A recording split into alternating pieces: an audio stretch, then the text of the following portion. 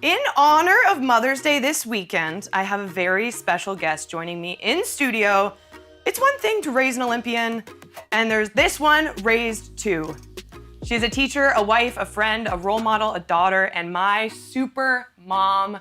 Please welcome to the CBC Sports Studios, Michelle MacLean. Yay. Thank you for being here, Mama. It's so fun. This is you getting a chance to live in my world. Exactly. I am so grateful because so many people are curious about your experiences as a swim mom. I tried to explain that you were kind of everybody's swim mom. I had multiple friends reach out and say that when they were on the road and they weren't able to have parents there with them, you were the one that was always there and always consistent. So let's start it off by just in general. If it wasn't obvious in the intro, my sister and I both competed at the Olympic Games, and we were both in the same sport in swimming. So how did you first get us involved in the sport, and why was it important for you to get us involved in sport in general? Well, I think the first thing with swimming is life-saving. I mean, it was very important that you learn to not drown, first of all. So from the point that you could get in the water, so like 4 or 5 months, we did swimming lessons.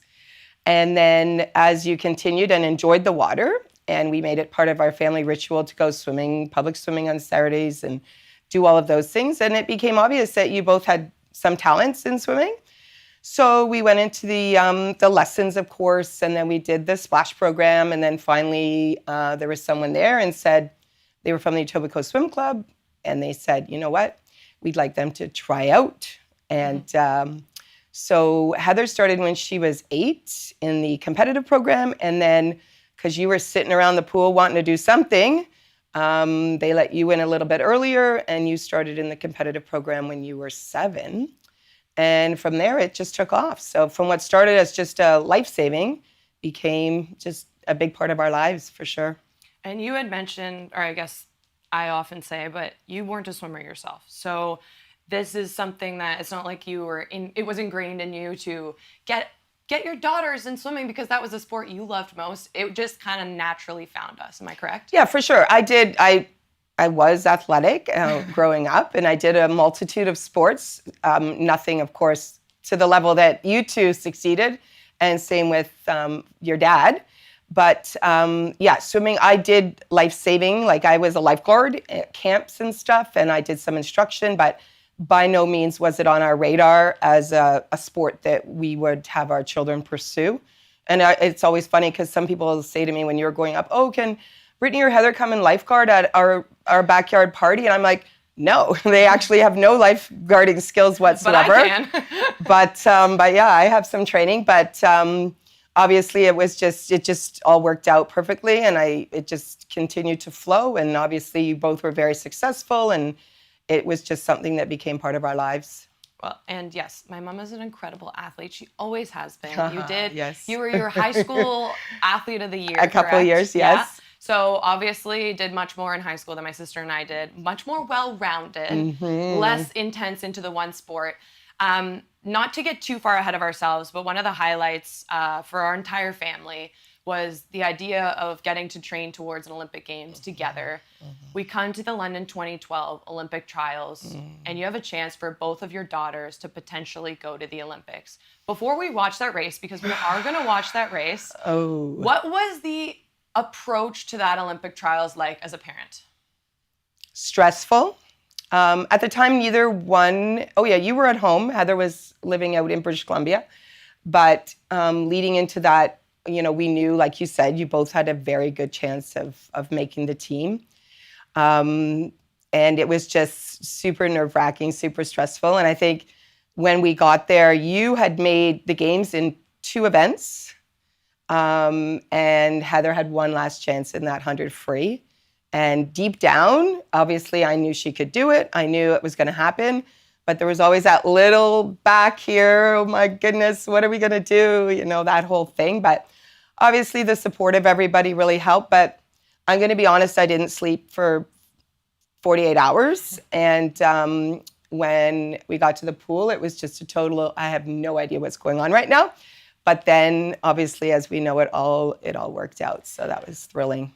Well, let's watch it together. This, I think, in the swimming community is a highlight for a lot of different people. This is the last 15 meters into the wall. Heather's in lane 2.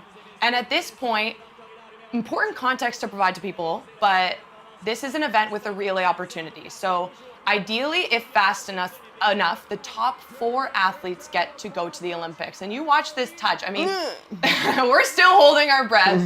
Heather touches the wall out in lane 2. This is the winner of the race, Victoria Poon.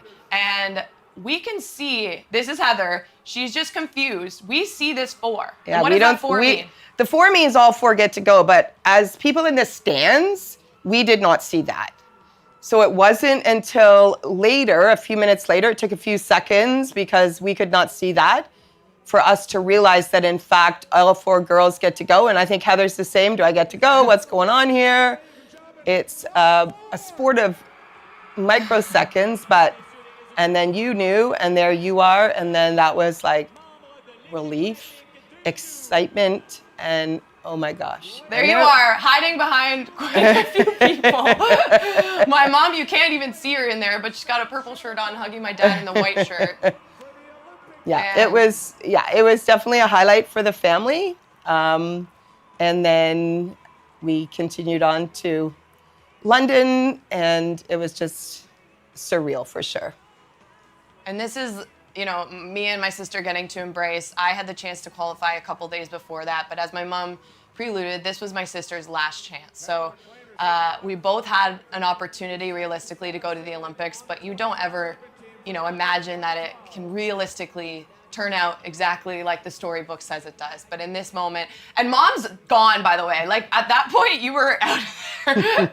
Mom was like, I cannot handle this moment anymore. Heather did it. Pure relief, I'm sure, running over your body, but pretty special moment. Absolutely. And I just wanted to try to get down and acknowledge her and acknowledge you and be there for you.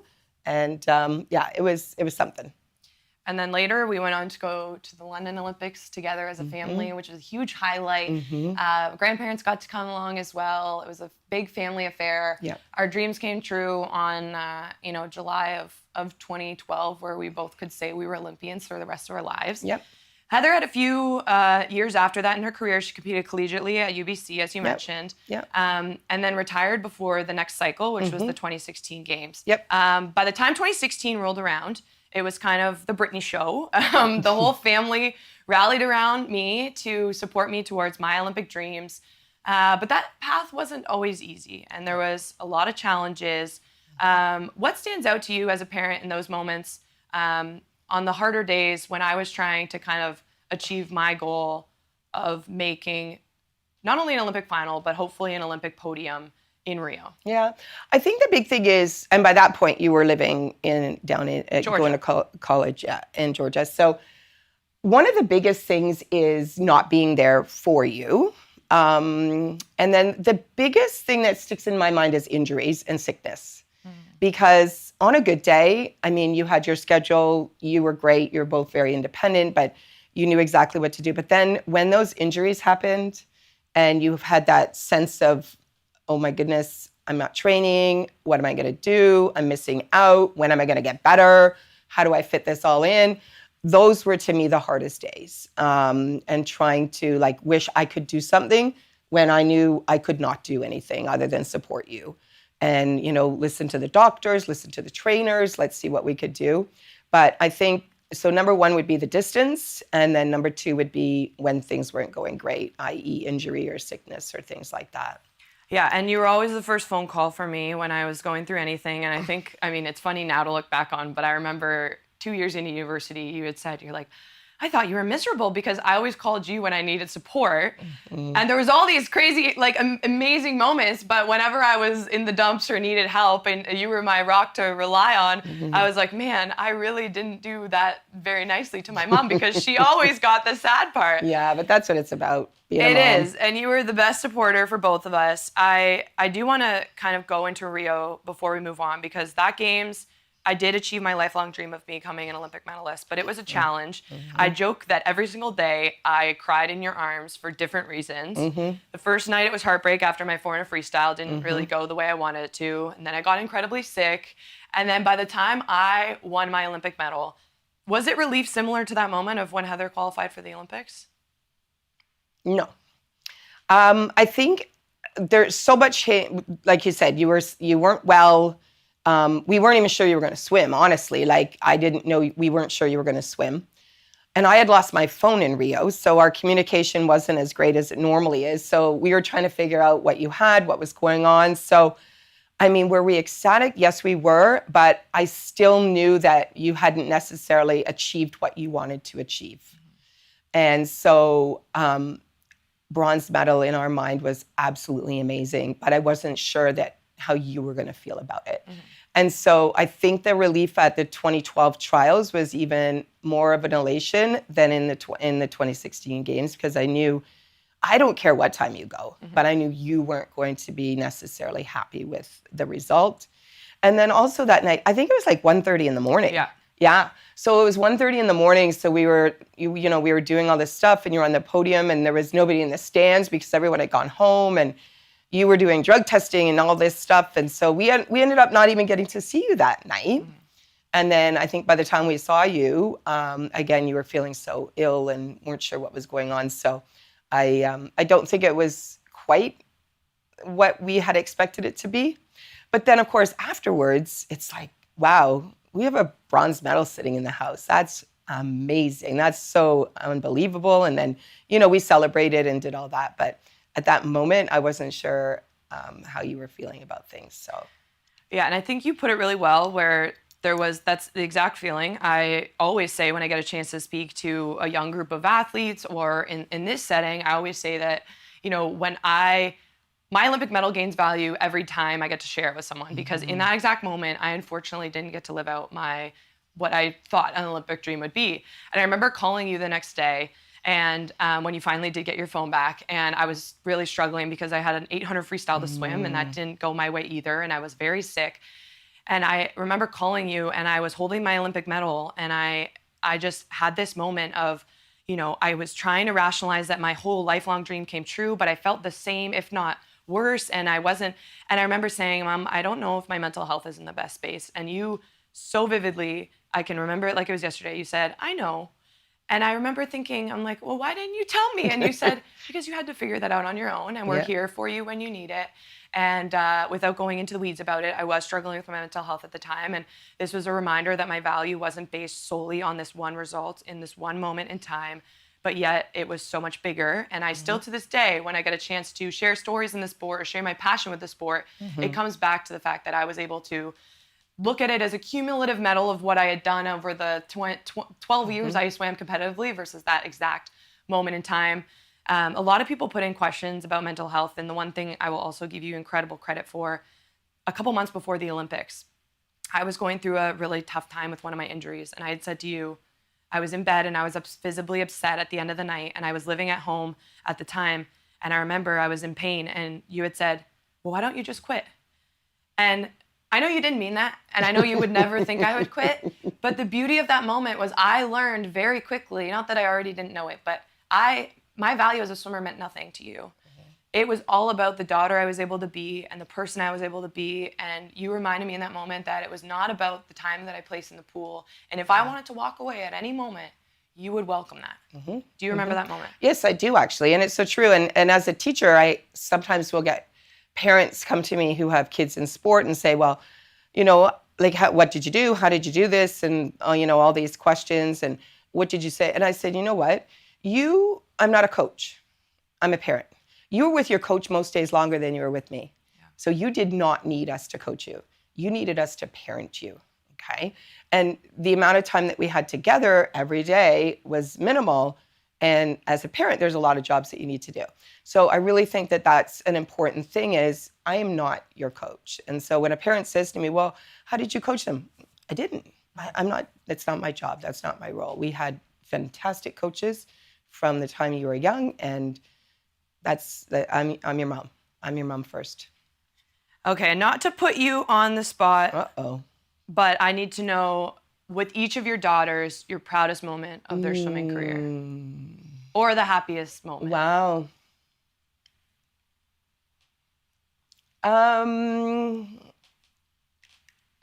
I mean, Heather making the games in 2012 was pretty spectacular as a family, for sure. I was super proud of that. But I was even more proud of her. She had a little bit of a slump, I'm going to say, before that. And 2009, she went to World Championships as a, I'm going to say 18-year-old. She was pretty young. Anyway, and then kind of slumped down and then came back. And one of the proudest was this, it's not CIS, the Youth Sport Games in Montreal in 2012. So that was, I'm going to say, February of 2012. And she had come back and was training super, super hard, but still, not exactly sure where she was at. But we were up in Montreal at a totally different pool, and she dove in, and she was phenomenal in the 200 freestyle. And she got out of there, and I saw she's back. And she felt she's back. And I was so proud of her for, going through all of that and making that happen. And I just felt so good for her. For you, I have two, actually. Lima, Peru, Junior Worlds. And I mean, it's kind of cliche, but when you had got fourth place a few times, and then you ended up getting the gold, and I don't even know what event it was in, but anyway, that's okay. And it's that literal standing on top of the podium with O Canada playing. We're in the middle of Peru somewhere, and we're there with, again, so many great supporters. Again, my parents got to go, and we were there singing O Canada because you had won that amazing event in the Junior Worlds. Was it? What event was it? 400 freestyle. 400 freestyle. There we go. Anyway, so that is a very proud moment that I continue to remember. And my second with you, other than the obvious, but in 2016 at your NCAA championships, man, that was a lot. And the collegiate sport scene there is unbelievably tense, and they put you in the 4x100 meter freestyle, and these are a lot of fast girls, and we're like, what? And your sister Heather had figured out all the times that you needed to be, and we're like, they're putting Brittany in the 4x1. I was like, oh my goodness.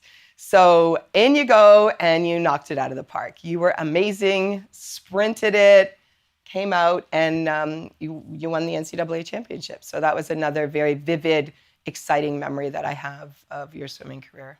Wow, that was definitely some of our highlights as well. So special to hear it from your perspective. And that NCAA championships, just to give it context, our whole meet came down to that last relay, last race. So it was this huge accumulation of everything, and very special night in my career as well. And one of the highlights for me. We're going to do some rapid fire that we got from Instagram of people that wanted to. Okay. Last question before we do go there, though, is what is the most challenging part about being a swim mom? Whether it was, the schedule or the balance or the disappointments or... Yeah. I think feeling everything that you're feeling. And like you said, I think I got the brunt of the downtime, which is fine. Like, I would say to your father in the evening, Britt's really struggling right now. He said, oh, she's fine. She did this. I said, okay, fine. But I'm just, working through things. So getting that brunt. But the schedule was a challenge. At our house, we always said we did the 3 S's. We swam, we slept, and we went to school. Those were our 3 S's. And depending on where in the schedule we were, they had different priorities, of course. So the schedule was always a thing, but those were very important to us. I think in some ways, you had an amazing experience, but you did miss out on, part-time jobs and some social things and all of those things that I always have to say I'm sorry to their current husbands that they never really learned how to cook and clean and do all of those things, because chores were minimal in our house. I was always tapering, right? There was always taper. I can't empty the dishwasher, I'm tapering. But anyway, with the schedule, once those were our 3 priorities. We went to school, and I always say, when you were in the country, you had to go to school. We missed a lot, but if you were here, up you get, way you go. And I didn't have to convince you of that. And then, of course, the swim schedule was crazy. And then we slept. We slept. If you got a half an hour, you were happy. A little bit of extra here, there, and everywhere. And so the schedule was probably one of the big things to manage, but it worked out. And the fact you were both in the same sport was amazing, amazing. Thinking back on Mother's Day, I remember when you were really young. One was in a meet in Waterloo, and one was in a meet in Etobicoke. And we were like, oh, we're not even going to be able to get together for Mother's Day. And, whatever, fine. We made something work. And then come 5 years later, one was in Lima, Peru, and one was in China. I'm like, okay, now that's different. And, what are we going to do? But so scheduling was always a challenge. But the fact you did the same thing was useful for sure. I'm glad you joke about the tapering with the dishes too, because she always says we never learned a single household chore. No. And I said, we live alone. At some point, we figured this out. But still to this day, she's like, oh, I didn't know you knew how to clean your plate at the night. And was like, well, we learned from Byron McDonald about tapering. So he will tell you and call you out that apparently we don't need that much rest. But Byron, by the way, one of your instructors at U of T. He was many, many years ago. I was a phys ed grad from U of T, and he was my instructor. Okay, we're going to go into rapid fire. Our first question, sent in by someone we know well, Sharon Van Bylen. Which Olympic Games did you enjoy the most? 2012, for sure. I enjoyed London. We had a lot of support. We had a lot of people with us. And although I know you won a medal in 2016, people are going to say, how could that be? You were both participating. London did an amazing job. Even like in your first event, the 400 freestyle, you made the final. And we were that was not expected. Yeah. So 2012 for sure, super fun. Canada House was amazing. We truly loved London. Yeah, I agree. It was so much fun. It's also my favorite games. How do you make time for yourself? You don't, is the answer. She doesn't, but that's okay. I'd love to hear this. I like to walk.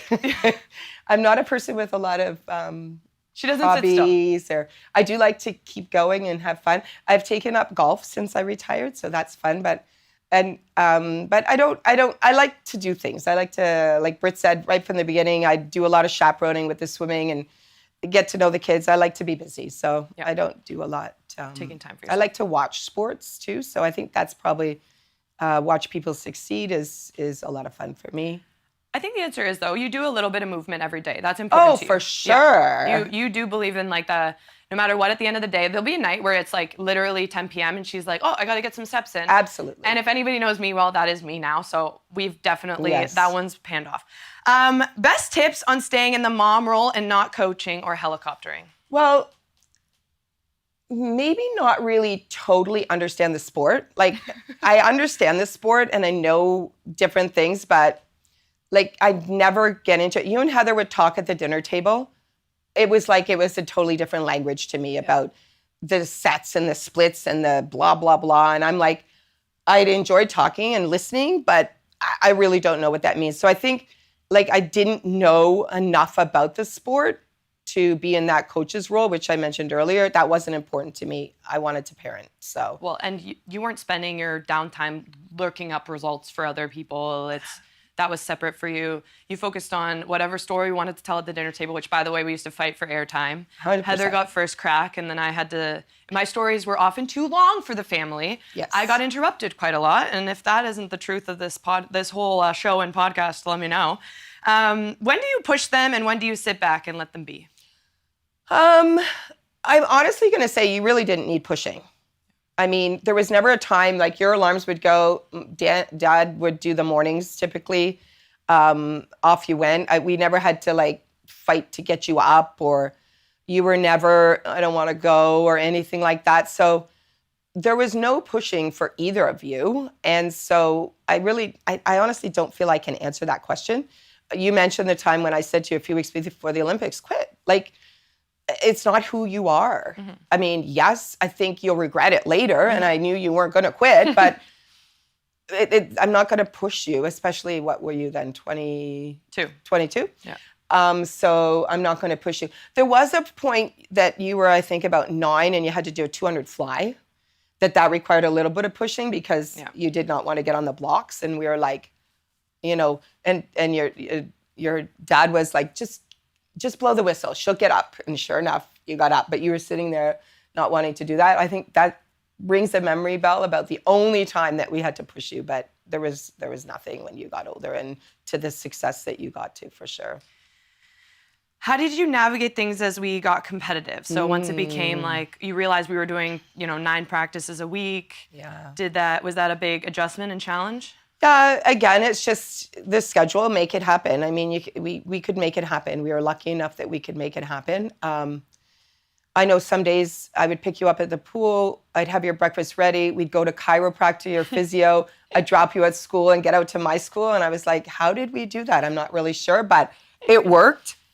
So yeah, there was a lot of scheduling, a lot of things that we had to do, but it worked. And we did have a lot of support, and both in the swim community and with family. And it worked. I don't know. And it's just, again, it's just what we did. We were living it. We're going to do everything to help you succeed or help you get where you want to go. And if it takes this, it takes this. Yeah. And I think the perfect segue to the next question, sent in by my wonderful husband. How did you balance practices and meets with your work schedule? And I always share the story of I used to take my time in the morning after practice every single day, not knowing as an adult now how important it is to have exact schedule and routine. And I'm sitting there getting ready for school. You're waiting there for 20, 30 minutes to then go to Tim Hortons to get us breakfast, to then go to school and then have to get to your school by the time that bell rang. Yeah, when there was traffic, it was a problem. I had a lot of great colleagues, and the mornings I would get there, and I'd be prepared, obviously. After school, I could stay quite a long time and do what I needed to do because you were back in the pool and, all of those things. So the mornings was tight, and I had some good colleagues and great admin that they knew I was going to be there and I was going to be really tight, but that I was going to be ready to go. And when there was a bit of traffic or an accident or something, there wasn't a lot of extra time built in, that's for sure. But it worked. And as I say, I was able to stay late in the day. So it ended up working out. Yeah, and we still live our life on the exact minute-to-minute schedule because if there's a 2-minute window, we are going to fill it and do something productive in it. Yeah. But I apologized publicly for the times that I took way too long. Our last question, how did you protect your kids' mental and physical health without becoming that mom? Yeah. I think, your physical health, again, I've said a few times, I wasn't the coach. There were days where I thought, this is way too much. These kids cannot possibly physically do this. Holidays were always a problem because you used to have Christmas training camp and I would think, oh, we get a little break. No. It was like crazy meters and all that thing. So there was a few times where I was like, this is too much. Their bodies can't do this. But it ended up you could. And until you said, and you never did, I can't do this anymore, I would have to trust in the process and trust that your coaches knew what they were doing and all of that. So your physical health, again, if we needed physio or chiro or whatever massage, whatever we thought we needed, we would do. And we'd get you there. The mental health was a little bit harder, but, trying to just have fun away from the pool. Although you were both involved in swimming and swimming was a big part of our life, we also needed that extra time where we weren't involved in swimming. We were doing things as a family that didn't involve that. Inevitably, you and your sister would just keep talking about swimming, but we would try to do things unrelated and get you out of that swimming mindset. And luckily, as far as I know, and in public, you both got along as far as your swimming was. There was never any animosity or any, negative discussions or anything around it. So I think the mental was try to, step away from the pool and step away from swimming when we could. Well, and we were always encouraged, when we did need help, to find the place. Like you said, we went countless chiropractors, physios. We also went to countless therapists and mental health practitioners. And that was always welcomed in our family and home. If when you need help, we ask for it and we find a way. Absolutely. And thank goodness we had good benefits. Good benefits, yes. A teacher and a postal worker. We did definitely. Yes. Well, Mom, we're so grateful for everything you have done for us. I'm so grateful. You are the swim mom of all swim moms. Yes. You are the person throughout all of Canadian swimming. And then also when I was at Georgia, you were the hype squad. You were the loudest and the proudest. I'm so grateful. I want to wish you a happy Mother's Day and say thank you for coming in today. And to all the other moms at home and listening in today, happy Mother's Day. We are so grateful for all that you do for athletes alike. And thanks for listening to this episode. We will see you all next week. Thanks, Mama. Was that good? You were so good. Was it okay?